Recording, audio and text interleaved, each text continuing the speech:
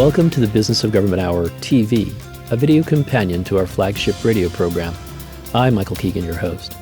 Each week, government executives and thought leaders join me for an informative, insightful, and in-depth conversation on improving government and its effectiveness. These individuals are truly changing the way government does business.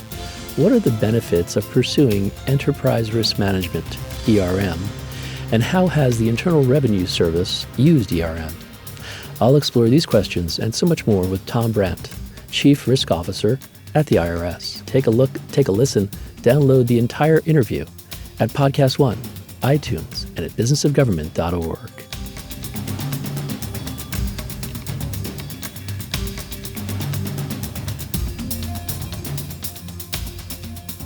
So what are your specific responsibilities and duties as the Chief Risk Officer? So I'd say the primary responsibility when the position was set up was to establish and then execute kind of this common framework for how we capture, report, and address risks to the IRS. I think important along with that is trying to bring transparency to sort of some of those emerging problems and issues throughout the organization and give us, again, that capability to respond to and address risks before they end up having a negative impact on the IRS. And in addition to that, I also serve in kind of a consulting capacity to the leadership team and to others within the IRS who are perhaps experiencing, a challenge or an issue where they're encountering, different types of risks and maybe, in the process of making some decisions and really wanting to make sure they have a full understanding of the different types of risks that might be associated with that decision, who else they might need to engage to help them with that. And I think, again, just maybe getting a better overall understanding of whether or not there might be other parts of the IRS impacted as well by those decisions and perhaps any associated risks. With your duties and responsibilities comes some challenges. I often ask my guests, so what are the top three challenges that you faced in your current position, and how have you sought to address them? Right.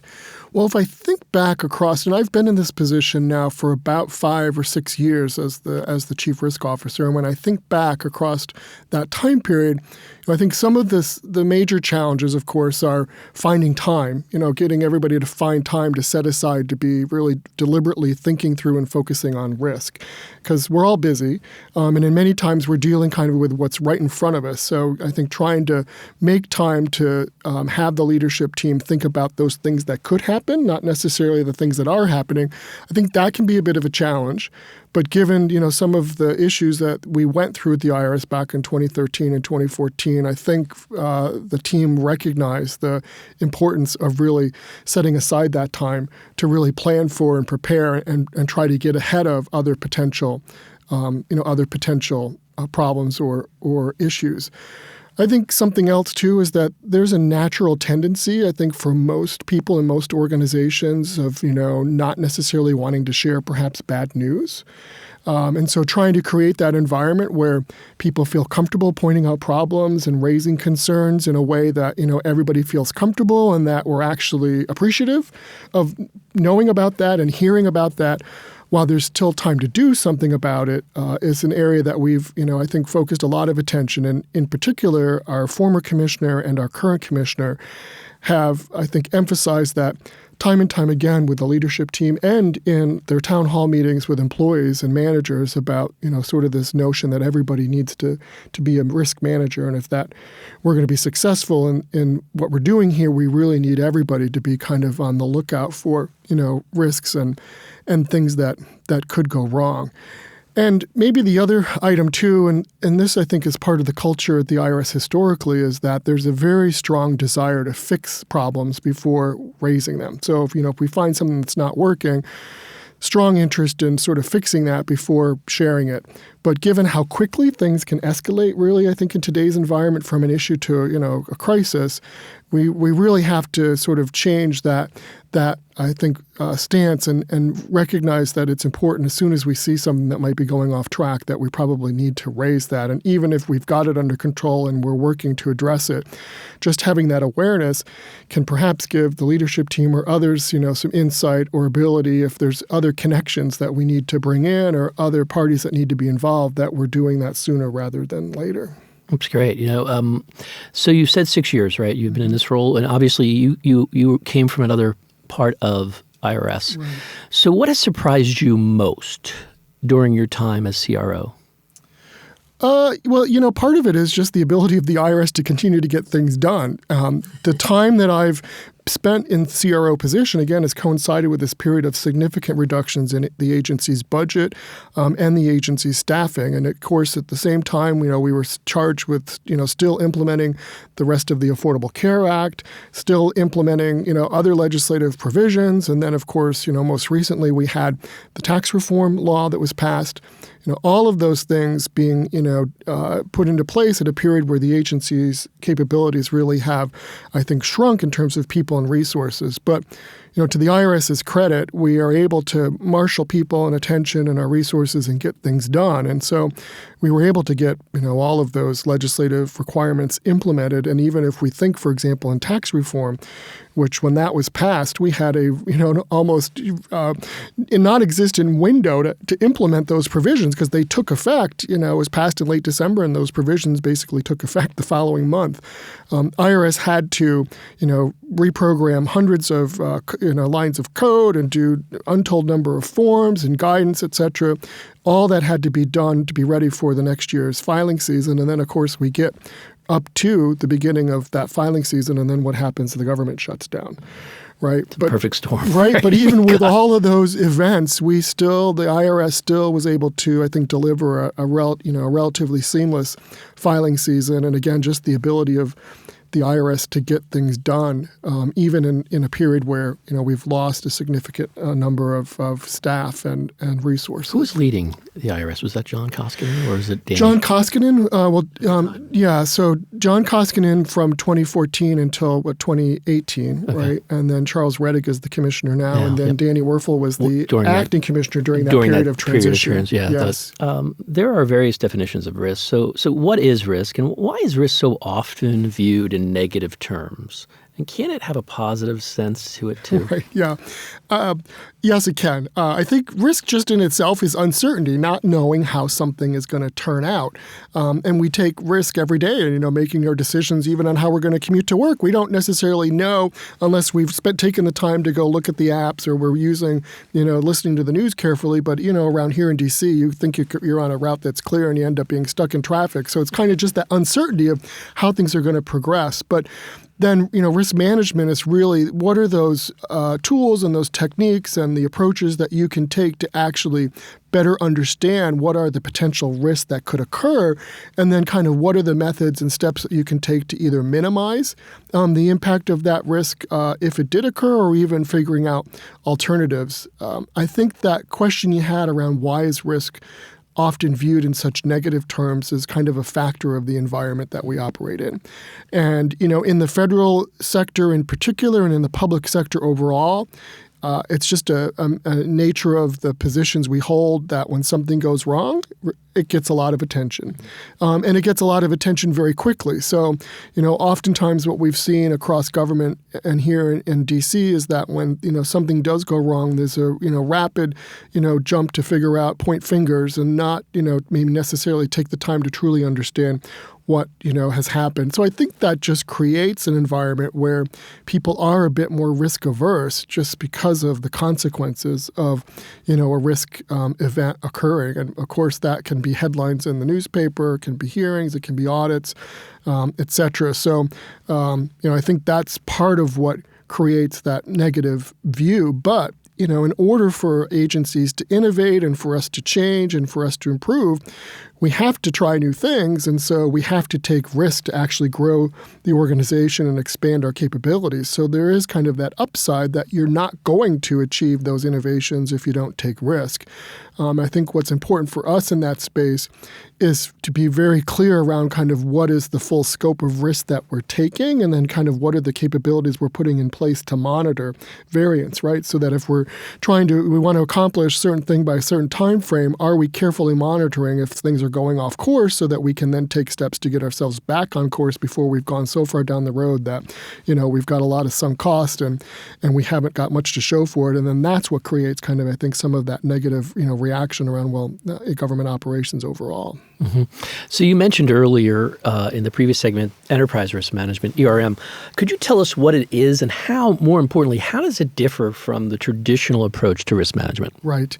Well, I think the traditional approach to risk management, and government has always done that. I think across all of our agencies, we've always, I think, taken time to understand risk to our functions and risks to our specific operations. And, you think across most agencies, they've been addressing kind of cyber risk for a long period of time. And we've across government, and it's been a high focus, for example, for GAO around focusing on addressing different types of fraud risk. And then when we look at our specific programs, how do we, I think, identify and address risk in those program areas, right? But enterprise risk is taking that to a higher level and looking across the entire organization and risks across the organization, and then considering those in relationship to the overall mission of the agency and the ability of the organization to achieve its goals overall. And I think the key distinction then is that as we're identifying those risks and thinking through our risk responses, we are carefully assessing the impact to the agency overall. I think some of the challenges sometimes with functional risk management is that some of the risk responses to those types of events actually can end up creating additional risk for other parts of the organization because they're not necessarily being done with that wholesale view of the entire organization. Mm-hmm. So would you tell us more about the IRS ERM strategic framework and your risk assessment process? What are some of your guiding principles that inform and direct how you identify, manage, and mitigate, and ultimately overcome risks? Right. So we do have a very well-established process now with the IRS. As I indicated, we're 6 years into our program at the IRS. We do conduct an annual enterprise risk assessment where we engage with every part of the IRS to review risks across all of the units and look at sort of what's happening in the external environment. We look at findings from our auditors. And then certainly input from employees, managers, and the leadership team, and kind of that whole risk ecosystem or risk environment. And so we'll certainly consider our existing risk and whether there are new risks that are emerging that we need to begin putting on our radar. But to support all of that, we have an executive risk committee in place at the IRS, which I chair along with our 2 deputy commissioners, and then we've got other executives who serve in rotational capacity on that. Every single unit at the IRS also has an ERM sort of champion or liaison. And most of those positions are collateral duty, but in some of our larger units, those are full-time. But those kind of are our designated champions for ERM in each unit. They get together regularly, in fact, monthly, to, again, stay current on what's happening across the IRS to discuss kind of our risk responses, risk strategies.